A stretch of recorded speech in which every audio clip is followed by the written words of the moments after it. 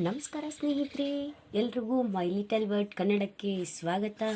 ಇವತ್ತಿನ ವಿಡಿಯೋದಲ್ಲಿ ನಿಮಗೆ ಚಿತ್ರದುರ್ಗದ ಪ್ರವಾಸಿ ಸ್ಥಳಗಳ ಬಗ್ಗೆ ತಿಳಿಸಿಕೊಡ್ತೀನಿ. ನೀವೇನಾದರೂ ಚಿತ್ರದುರ್ಗ ಪ್ರವಾಸವನ್ನು ಕೈಗೊಂಡಿದ್ದರೆ ಈ ಸ್ಥಳಗಳನ್ನ ತಪ್ಪದೇ ಭೇಟಿ ನೀಡಿ.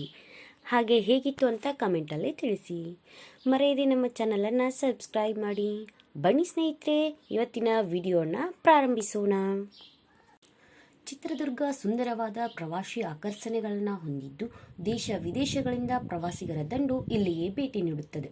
ಚಿತ್ರದುರ್ಗವು ಬೆಂಗಳೂರಿನಿಂದ ಸುಮಾರು 200 ಕಿಲೋಮೀಟರ್ ದೂರದಲ್ಲಿದ್ದು ಈ ಸುಂದರವಾದ ಸ್ಥಳವು ಬಂಡೆಗಳು, ಕಣಿವೆಗಳಿಂದ ಸುತ್ತುವರೆದಿದೆ.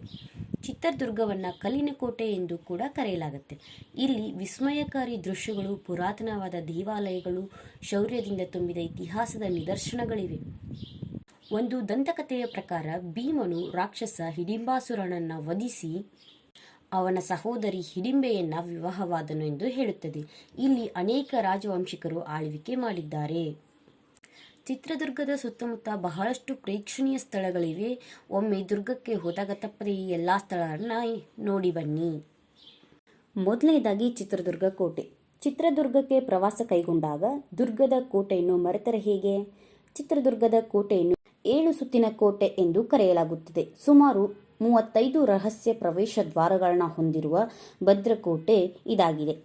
ಕೋಟೆಯ ಅಂಕುಡೊಂಕಾದ ಮಾರ್ಗಗಳು ಶತ್ರು ಸೈನಿಕರಿಗೆ ಕ್ಲಿಷ್ಟ ಪರಿಸ್ಥಿತಿಗೆ ಒಳಗಾಗುವಂತೆ ಮಾಡುತ್ತಿತ್ತು. ಸುಭದ್ರವಾಗಿರುವ ಈ ಕೋಟೆಯನ್ನು ರಾಷ್ಟ್ರಕೂಟರು, ಚಾಲುಕ್ಯರು, ಹೊಯ್ಸಳರು ಮತ್ತು ಚಿತ್ರದುರ್ಗದ ನಾಯಕರು ಸೇರಿದಂತೆ ಹಲವಾರು ರಾಜರು ಈ ಕೋಟೆಯನ್ನು ನಿರ್ಮಿಸಿದರು. ಕೋಟೆಯ ಒಳಭಾಗದಲ್ಲಿ ಸುಂದರವಾದ ಇರುವ ದೇವಾಲಯಗಳು. ಈ ಸುಂದರವಾದ ಕೋಟೆಯ ಒಳಭಾಗದಲ್ಲಿ ಸಂಪಿಗೆ ಸಿದ್ದೇಶ್ವರ, ಹಿಡಿಂಬೇಶ್ವರ, ಫಲ್ಗುಣೇಶ್ವರ, ಗೋಪಾಲಕೃಷ್ಣ, ಆಂಜನೇಯ ಬಸವ, ಇನ್ನೂ ಹಲವಾರು ದೇವಾಲಯಗಳಿವೆ. ಇಲ್ಲಿನ ಹಿಡಿಂಬೇಶ್ವರ ದೇವಾಲಯದಲ್ಲಿ ದೊಡ್ಡ ಒಂದು ಮೊಳೆಯ ತುಂಡನ್ನು ನೀವು ಕಾಣಬಹುದು. ಈ ಮೊಳೆಯನ್ನು ಹಿಡಿಂಬಾಸುರನ ರಾಕ್ಷಸನ ಹಲ್ಲು ಎಂದು ಹೇಳಲಾಗುತ್ತದೆ. ಈ ಕೋಟೆಯ ಅತ್ಯಂತ ಆಕರ್ಷಣೀಯವಾದ ಸ್ಥಳವೆಂದರೆ ಅದು ಒನಕೆ ಓಬವ್ವನ ಕಿಂಡಿ. ಇಲ್ಲಿ ಕಿಂಡಿಗೆ ವೀರ ಮಹಿಳೆ ಓಬವ್ವ ಅವರ ಹೆಸರನ್ನು ಇಡಲಾಗಿದೆ. ಚಂದ್ರವಳ್ಳಿ ಗುಹೆಗಳು. ಚಂದ್ರವಳ್ಳಿ ಗುಹೆಗಳು ಚಿತ್ರದುರ್ಗದ ಮತ್ತೊಂದು ಪ್ರಮುಖವಾದ ಆಕರ್ಷಣೆಯಾಗಿದೆ.